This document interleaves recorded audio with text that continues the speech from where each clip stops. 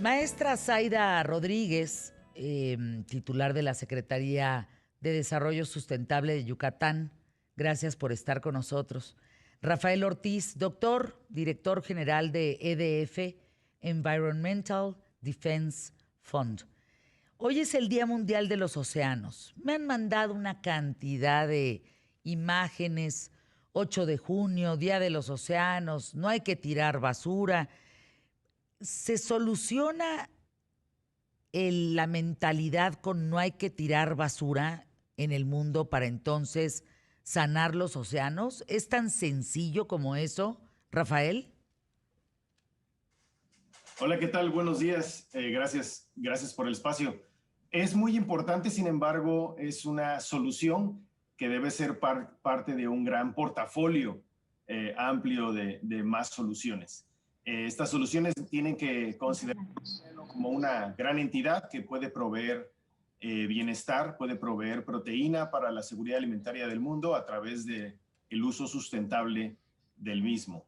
Estamos en un muy buen momento, ya que hay voces internacionales e iniciativas que nos permiten integrar todo este portafolio de soluciones en mecanismos que los países pueden utilizar para precisamente llegar a una economía saludable de los océanos. Rafael, no quiero, por supuesto, minimizar la irresponsabilidad de las personas que acuden, por ejemplo, a una playa, la irresponsabilidad de tirar basura en una playa, en el mar.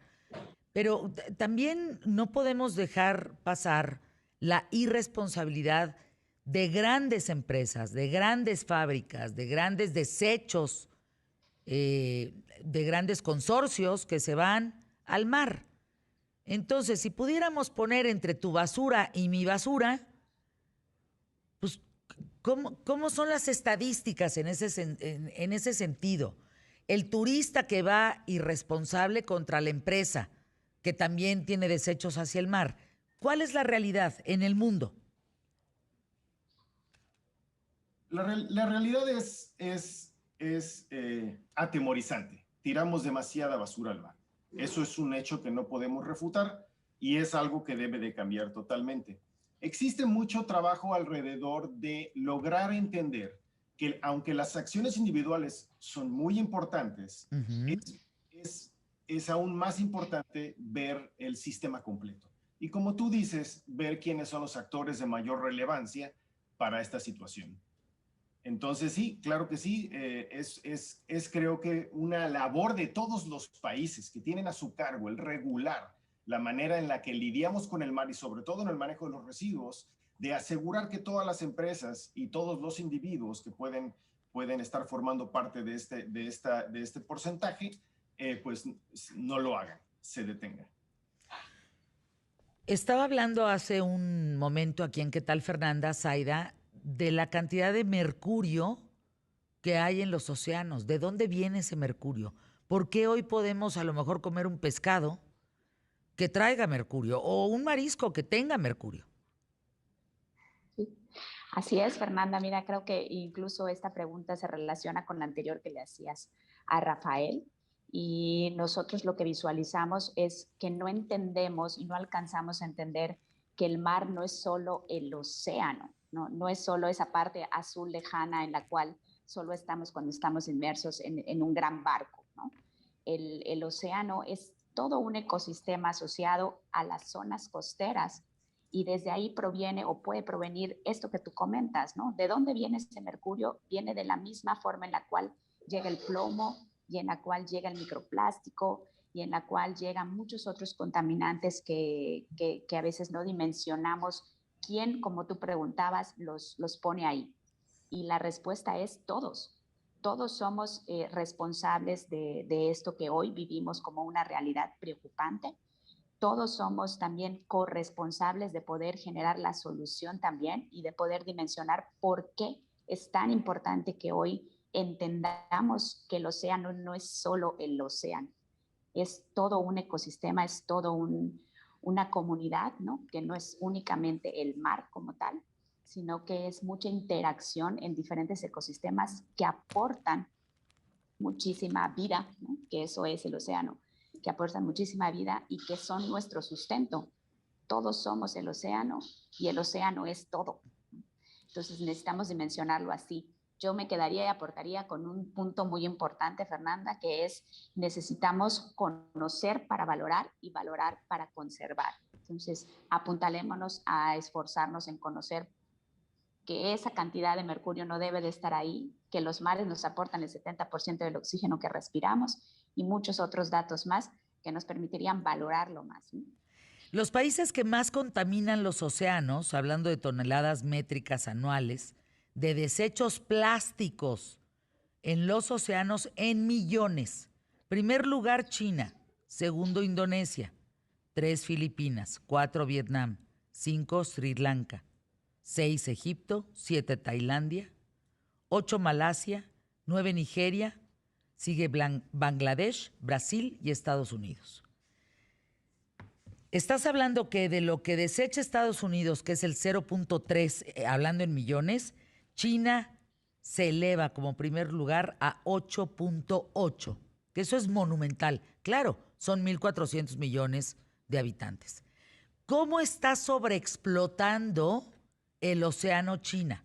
¿Cómo lo sobreexplota? Rafa, ¿quieres contestar esa? Sí. ¿O me la... Bueno, es un gran tema, Fernanda, gracias. China es un país muy grande. Es un país que es cierto tiene y debe tener un problema de residuos. Todo el mundo lo tenemos. Nadie podemos quitar nuestra responsabilidad en este sistema. China además tiene un rol muy importante en la salud del océano, en la sobreexplotación o en la falta o contribuyendo a la salud del océano a través también de lo que consume. Muchos de los productos pesqueros en el mundo se exportan a China. Es decir, China es un gran importador, es un gran consumidor y es un gran importador de pescados y mariscos. Es muy importante trabajar en los diferentes lugares en donde se produce pescados y mariscos para asegurar que esa pesca sea sustentable. Existen países que toman iniciativas como país completo en pro de la sustentabilidad y entran en una carrera más que por pescar, sino por recuperar sus pesquerías. China aún no lo ha logrado. Es un país que el tamaño de sus retos solo se equipara con el tamaño de su población. Entonces, sin embargo, ese es un gran rol que también juega en la salud del océano. Es la cantidad de producto que ellos importan para consumo nacional. En tu perspectiva, Zaida, ¿qué sabes? ¿Cómo está derramando desechos China hacia los océanos? Porque si bien lo hacemos todos los países, sí es importante hablar que el primer país que desecha toneladas de millones es China. ¿Qué tira al mar China? ¿Zaida? Sí, te perdí un segundito, Fernanda, ahí estamos. Bueno. ¿Escuchaste la pregunta? No escuché la pregunta, Fernanda. Nos fuimos un ¿Qué momentito. es lo que China está tirando al mar? Mira, se tira lo que se produce y lo que se consume, ¿no? Esa es la realidad que a veces no alcanzamos a entender. Entonces, la cantidad de población y el consumo asociado a la población, lo cual también incide en la producción, evidentemente, es lo que se está arrojando al mar, ¿no? Entonces, particularmente China, ¿qué es lo que está tirando? Pues la cantidad de materia orgánica y la cantidad de residuos asociados que no son tratados de forma adecuada, y eso es lo que finalmente llega al mar. Y no únicamente de la actividad de la población o la población existente, sino de todo lo que producen. Y eso es aplicable, Fernanda, no solo para China, que sí es importantísimo el poder dimensionar qué es lo que está llegando en función a volumen, porque evidentemente representa mucho volumen, pero también es importante dimensionar que hay otros países que pueden aportar otro tipo de residuos que pueden ser, aunque en menor cantidad, más preocupantes, ¿no? Hace un rato hablabas del mercurio, por ejemplo, ¿no? ¿Quién está produciendo o quién está consumiendo algo que pueda arrojar mercurio. Entonces, hay que analizar a China, hay que analizar a todos estos países que bien enlistaste, que son los que más microplásticos y los que más cantidad aportan al océano, pero también hay que analizarnos todos, ¿no? Todos los países en cuanto a qué consumimos, cómo estamos produciendo, para poder regularnos mejor y desde lo que nos toca y en las cantidades que nos toca, poder prevenir que esto llegue al océano. Zaida, dijiste desechos orgánicos, que estos también le hacen mal al océano. Por supuesto, hay un fenómeno que ya está muy asociado, todos conocemos lo que está sucediendo en las costas del Caribe con el sargazo. Uno de los factores asociados a esto es la cantidad de materia orgánica que produce lo que conocemos como surgencia, que esto es el tener más nutrientes, que a final de cuentas pues son nutrientes para las algas, y esto hace el boom de algas y genera la gran cantidad de sargazo asociado. A ver, explícame. Imagínate que nosotros tenemos un basurero, para poderlo entender muy bien, ¿no? Tenemos un basurero de pura materia orgánica que casi se vuelve composta en nuestras casas. Ese basurero, esa bolsa de basura, esa basura orgánica la vamos a tirar al mar. ¿Qué causa esto en el mar que entonces genera tanto sargazo? Y va a un poquito más atrás, Fernanda, porque no tiene que ser directamente la bolsa que llegue. Lo que llega es todo lo que se va filtrando de carga orgánica durante bastante tiempo, y que cuando cambian los niveles de las mareas, esto llega a las plataformas donde son las zonas donde se producen las algas. Y ahí es donde pues aprovechan la cantidad de nutrientes, y entonces surge este fenómeno por la crece el sargazo, o también puede producir lo que conocemos en otros momentos como las mareas rojas, que es el crecimiento de otro tipo de algas que hace que pues los peces ya no tengan el oxígeno abajo de la superficie y mueran las especies vivas que están ahí abajo, ¿no? Entonces sí puede haber una afectación en el océano por la carga orgánica que llega a los mares. ¿Estás diciendo que entonces hay sargazo porque hay mucha materia orgánica que da lugar a más algas? Sí, Fernanda, es uno de los factores, no el único, pero es uno de los factores que puede generar esto. Y como te comentaba, no es únicamente lo que ocasiona el crecimiento del sargazo, sino que también ocasiona otros fenómenos como el de marea roja. Bien. Ocasiona otros fenómenos como la distorsión de las tortugas, ¿no? Perjudica la dinámica de las tortugas de forma natural, y etcétera, etcétera. O sea, sí hay afectaciones directas e indirectas, pero todas son multifactor. No podemos decir que la carga orgánica ocasiona el sargazo, ¿no? Doctor Rafael Ortiz, director general de EDF, Environmental Defense Fund, y Zaida Rodríguez, titular de la Secretaría de Desarrollo Sustentable de Yucatán. Hoy, el Día Mundial de los Océanos. ¿De qué nos sirve recordar este día? ¿Hay cambios en el comportamiento humano con tener un día que sea el Día Mundial de los Océanos? ¿Qué actividades hay en torno a este día que puedan cambiar la mentalidad, que puedan cambiar las circunstancias de contaminación que hoy viven los océanos en el mundo? Te escuchamos, Aida. Gracias, Fernanda. Pues desde mi punto de vista, la respuesta creo que es sí y no. O sea, evidentemente un día no va a ser el cambio, pero es necesario que se hable de este tema, Fernanda. Es necesario que a todos los niveles estemos generando las estrategias para poder hacer el cambio. Y para que esto suceda, sí necesitamos que haya este día, que nos permita hacer ejercicios como el que estamos teniendo hoy contigo, ¿no? Que nos permitan platicar un poco de qué sí tenemos que hacer en el papel, qué sí tenemos que firmar como autoridades, que sí tenemos que comprometernos con la ciudadanía, con las asociaciones civiles, con la instancia privada, ¿no? Toda la iniciativa privada, las pesquerías, la industria, el turismo, ¿no? Que tenemos que cambiar de mentalidad, como tú bien lo dices, para que esto pueda realmente generar un cambio. Y para que esto suceda, tenemos que aventarnos a hacerlo de forma integrada, ¿no? Y de ahí la propuesta de que podamos, a través de un día como hoy, del Día de los Océanos, salir a hablar que hay ejemplos y, por ejemplo, en Yucatán estamos moviéndonos hacia generar las propuestas que no solo son compromisos, ¿no? Sino que realmente nos permitan generar políticas de manejo integrado de zonas costeras y de mares en general. En el caso de Yucatán entiendo que los hoteleros han hecho una gran labor, Zaida, para quitar el sargazo, digamos, frente a sus playas, ¿no? Frente a las playas donde esté ese hotel o esa zona de departamentos.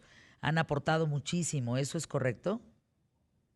Sí, eso nos pasa mucho, Fernanda, y se confunde un poco el estado de Yucatán con la península, ¿no? La península de Yucatán es muy, muy amplia. El estado de Quintana Roo tiene una problemática muy fuerte con el tema del sargazo, que es lo que Así es. comentas, y sí se está desarrollando toda un compromiso, ¿no? De la zona hotelera, de todos los desarrollos turísticos de alto impacto que se tienen allá, pero el caso de Yucatán, del estado de Yucatán como tal, es muy diferente a lo que sucede en el caso de Quintana Roo, ¿no? Nuestra costa no recibe sargazo por las corrientes que se tienen y las mareas que se tienen.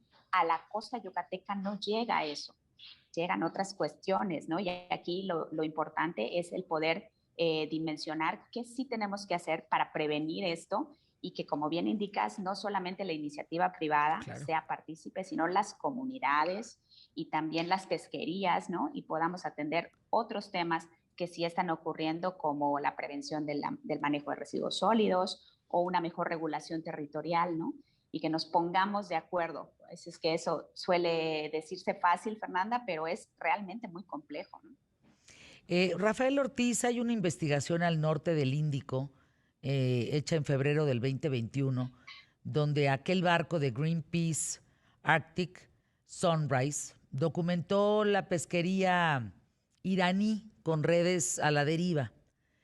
Un acumulado de 4.1 millones de delfines muertos entre 1950 y 2018. ¿Hay ya un marco general o integral para proteger la vida marina en alta mar o aún no? Sigue siendo un gran reto. Noticias como estas no queremos que ocurran. Y para pasar precisamente de noticias como estas, que son muy lamentables, podemos pasar a hablar de cuáles son las soluciones que están ocurriendo.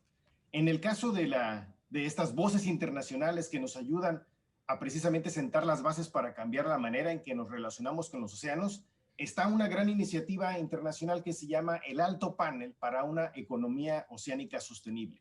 Este alto panel está formado por miembros de 14 países, entre ellos México. México se ha sumado a esta iniciativa. Entre estos países podemos encontrar Australia, Canadá, Chile, Fiji,